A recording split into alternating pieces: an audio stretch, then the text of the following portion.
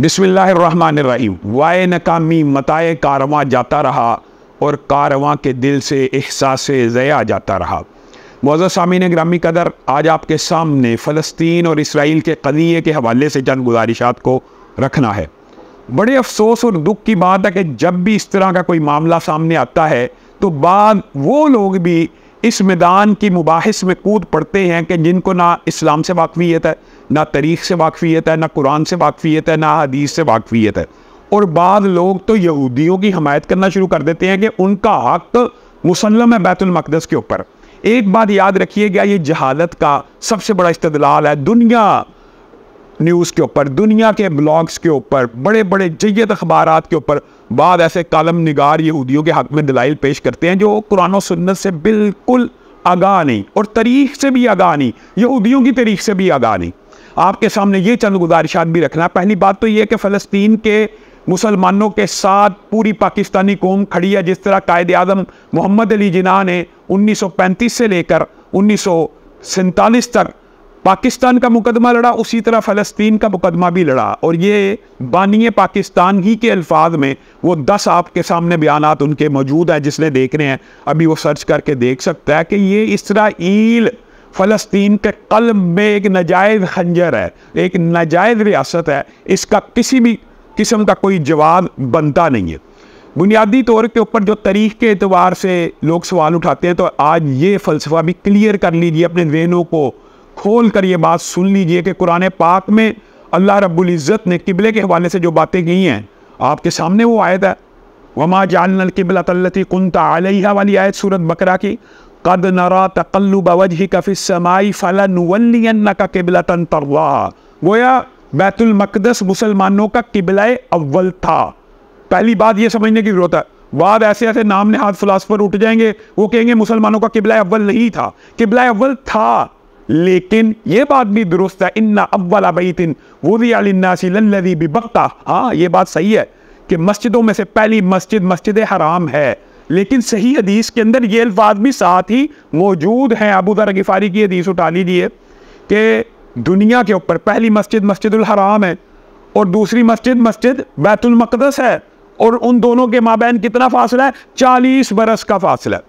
बाद लोग ये इस्तदलाल करते हैं और बाद उलमा के एक गिरोह का ये मौक़िफ़ है कि हज़रत इब्राहीम ने मस्जिद हराम की बुनियाद रखी थी, तो हज़रत इब्राहीम से 40 साल बाद बैतुल मक़दस बना। ये जो उनका बयान है ये भी राजे नहीं है, ये मरजू है। क्यों?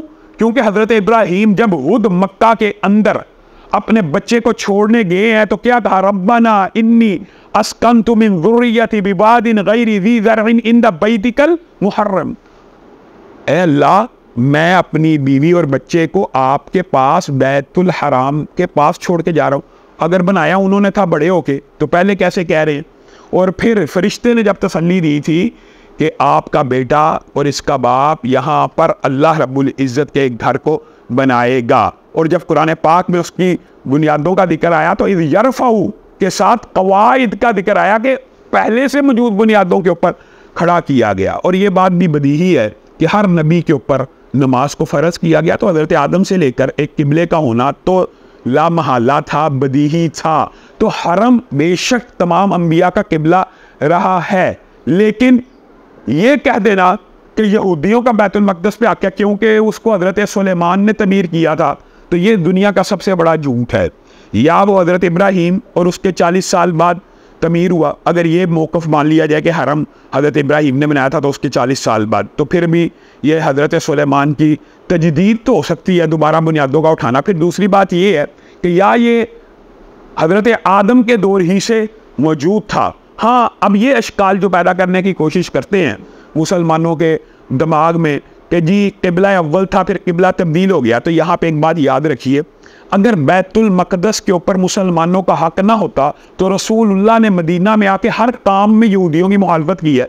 और दूसरी तरफ रसूलुल्लाह फरमा रहे हैं 3 मसाजिद की तरफ सफ़र करना ज़ियारत की नीयत से जायज़ है। उनमें एक मस्जिद अक्सा है, एक बैतुल्लाह और एक मस्जिदुन नबवी है, और वहाँ पे नमाज़ पढ़ने का जो 250 नमाज का है, रसूलुल्लाह सल्लल्लाहु अलैहि वसल्लम ने उसी मस्जिद अक्सा में सुबहानल्लज़ी असरा बिअब्दिही लैलन मिनल मस्जिदिल हराम इलल मस्जिदिल अक्सा में तमाम अंबिया को इमामत करवाई। और फिर हजरत इब्राहीम के बारे में यहूदी कहते हैं वो यहूदी हैं, ईसाई कहते थे वो ईसाई हैं। अल्लाह ताला ने कहा वो यहूदी और ईसाई नहीं थे, वो मुसलमान थे। तो मुसलमानों का सबसे ज़्यादा हक है बैतुल मक़दस के ऊपर। अगर ये हक ना होता तो रसूलुल्लाह सल्लल्लाहु अलैहि वसल्लम इन मस्जिदों की ज़ियारत को बाइस सवाब ना करार देते और यहाँ नमाज़ पढ़ने को 250 नमाज़ों का अजर सवाब ना कहते। और फिर अगर यहूदियों की हर काम में मुखालफत की है तो रसूलुल्लाह सल्लल्लाहु अलैहि वसल्लम इसकी भी मुखालफत कर देते। तो बुनियादी तौर पे आपको ये बात समझाना मकसूद है कि यहूदियों ने जो इसको अपना इबादत गाह या कुर्बान गाह बनाया, ये उनके मज़हब में भी उनको हुक्म इस जगह का नहीं है।